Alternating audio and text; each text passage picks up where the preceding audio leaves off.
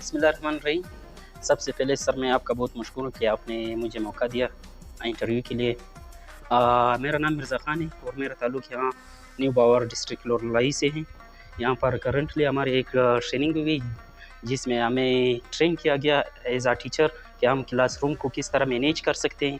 पेडागोजी में ख़ास कर हमारी तरबियत की गई आईसीटी इंटीग्रेशन में, और स्पेशली मल्टी ग्रेड हम किस तरह मैनेज कर सकते हैं। और इस सिलसिले में हमारे दो ट्रेनर थे, बेहतरीन ट्रेनर्स थे। एक था कोयटा से सैयद यासीन साहब और दूसरा हकीम साहब, जो हमारे बेहतरीन ट्रेनर्स थे। इन्होंने हमारे ट्रेनिंग के बिल्कुल शुरू दिन से आज तक हर लिहाज से फैसिलिटेट किया कि हमने किस तरह क्लास को मैनेज करना है, किस तरह टीचिंग लर्निंग प्रोसेस को बेहतर बनाना है। यहाँ पर सबसे लाजमी चीज़ हमने ये सीखा कि अगर मल्टी ग्रेड हो, मल्टी ग्रेड हम क्यों बनाते हैं? रिसोर्सेज की कमी की वजह से हम बनाते हैं। अगर हमारे पास रिसोर्सेज ना हो और वसाइल कम हो और क्लासेस ज़्यादा हो, टीचर्स कम हो और स्टूडेंट्स ज़्यादा हो, तो हम 2 क्लासेस को या 3 क्लासेस को एट अ टाइम एक क्लास में बिठाते हैं। एक टीचर उनको टीच करता है और उस सिलसिले में किस तरह आपने तीनों क्लासेस का या 2 क्लासेस का आपने माहौल बरकरार रखना है और टीचिंग लर्निंग प्रोसेस को मुसलसल जारी रखना है। और इसके साथ हमने सीखा है कि आईसीटी इंफॉर्मेशन कम्युनिकेशन टेक्नोलॉजी हम किस तरह क्लास में यूज़ कर सकते हैं और किस तरह स्टूडेंट्स की एक्टिव लर्निंग को आगे बढ़ाना है। अगर हम आईसीटी का यूज़ करते हैं, एक तो स्टूडेंट्स एक्टिवली पार्टिसिपेट करते हैं और दूसरा उनकी इंगेजमेंट ज़्यादा होती है, वो दिलचस्पी लेकर किसी चीज़ को सीखते हैं। ये थे हमारे ट्रेनिंग का कुछ मुख्तसर से बातें। ये ट्रेनिंग जो टीचर्स ने ली है, हमारी 31 नंबर स्कूल के तकरीबन 35 टीचर्स ने यहाँ पर ट्रेनिंग ली, उन्होंने तरबियत हासिल की। इसका ख़ास कर मकसद ये था कि हम अपने बच्चों को किस तरह बेहतरीन अंदाज से पढ़ा सकते हैं। हमारा मकसद ये नहीं था कि सिर्फ हम प्रोफेशनल डेवलपमेंट हासिल करें, खासकर मकसद ये था कि हम किस तरह अपने बच्चों को एक बेहतरीन शेरी बना सकते हैं, किस तरह हमारे पास जो नॉलेज है किस तरह उनको कन्वे कर सकते हैं। इसका बुनियादी मकसद यही था। वंस अगेन सर आपका बहुत बहुत मेहरबानी कि आपने इंटरव्यू के लिए मौका दिया। एक दफ़ा फिर बहुत आपका मेहरबानी। Starting with greatest name of Allah, who is the most merciful, the most beneficent. He sees that can never be seen and He creates that can never be created. This is Abid Safi, the director of Doctors Academy Lorlai, and today I'm here at school number 31. A well organized, a well planned 10 days Afghan refugees education project training was performed under the supervision of 2 most senior trainers, Yasin Zaid Saab as well as Abdul Hakim Zarkoon Saab.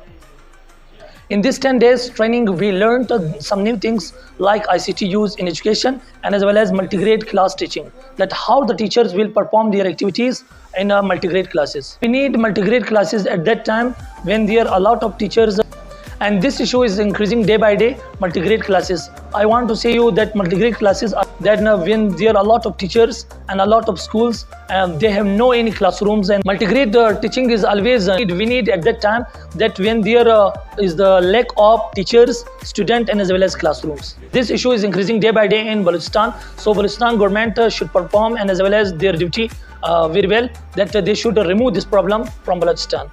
And we learned ICT use in education, and ICT is the most important thing that play a vital role in our student life, and every teacher should perform his activities as a ICT teacher in their class. And ICT use is very well in our educational and as well as our learning, that student may learn something from this ICT. This ICT inshallah will also affect the student when the teacher will perform these activities as ICT teacher, and when they will use ICT in their classes, so it will affect very well, and our student will learn many things from our teachers. Every teacher should follow these rules and as well as these training materials in their school as ICT teacher that we done in our training. So when every teacher will use this system ICT as a ICT teacher in their class, so they will learn a lot of things from our trainer as well as from teachers. Bismillahirrahmanirrahim. Assalamu alaikum wa rahmatullahi wa barakatuh. زما نوم عبدالرشید د پلار نوم مې نیاز محمد او په 29 نمبر سکول کې د ټیچر په حیث باندې وظیفه اجرا کوم تقریبا له 1993 تر اوسه پورې چې 32-33 سال کېږي دغه مقدمې څه وظیفه ده. دغه لاست ورځنی ټریننګ چې کوم و دا په مختلفو دغه په اردو، کثیر الجماعتي تدریس، پیداګوژي او انګلیش دارنګه د آی سی ټي دغه ټریننګ کې چې کوم موږ ولیدل په اردو کې موږ مخکې ټریننګونه اخیستي وو، په پیداګوجي کې مو اخیستي وو، په انګلیش کې مو اخیستي وو. کوم چې زموږ لپاره نوي وو، په زړه پورې وو او نوي معلومات مو ترلاسه کړل، هغه په دوو حصو کې وو چې یو کثیر الجماعتي یعنې ملټي ګریډ ټیچنګ چې کوم وو، تدریس چې کوم وو د دې په حواله، او بل د آی سی ټي په حواله باندې موږ نوي ټاپکان، نوي موضوعګانې او نوي ټکنیکونه او نوي تدریس طریقې. ملټي ګریډ ضرورت خو نو مختلف حالات لري. په ځینې وختو کې د ټیچرز د کمبود په خاطر باندې ملټي ګریډ ته ضرورت پیدا کېږي. په ځینې وختو کې بیا د کلاسز د کمبود په خاطر باندې چې کمرې جماعت کمبود وي، شاګردان وي، کمرې د ناستې ځای نه وي، په دې حواله باندې د ملټي ګریډ ضرورت پیدا کېږي. او ځینې وختونه بیا داسې پیښه شي چې په مختلفو کلاسو کې د سټوډنټس چې کوم دی تعداد دی هغه کم وي، 3 4 5 شپږ شاګردان ناست وي، نو چې 3 هلکانو ته یو ټیچر درېږي، د هغه په ځای باندې څو کلاسز رااخلي، په یوه کلاس روم کې کښېنوي ټیچرز یو او کلاسونه مختلف وي، اول دوام درېیم یا اول و دوام یا درېیم او څلورم، دغسې کلاسونه په یوه ځای باندې سره کښېنوي او یو ځای هغو ته ټیچنګ کوي، تدریس کوي، درس ورښیي، سبق ورښیي.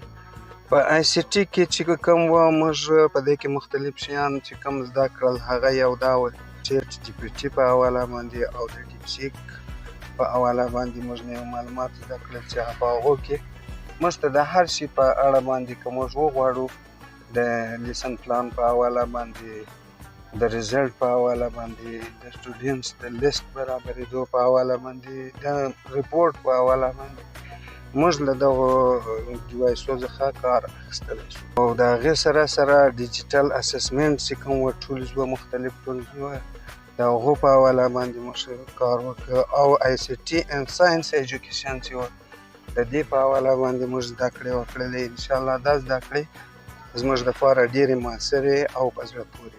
زموږ د ټریننګ اولین هدف هم دا شی و چې په دا ټریننګ کې چې موږ کوم شی زده کوو، دغه زده کړه زموږ سره یو امانت وي او دغه امانت موږ تر خپل ځایه پورې ورسوو.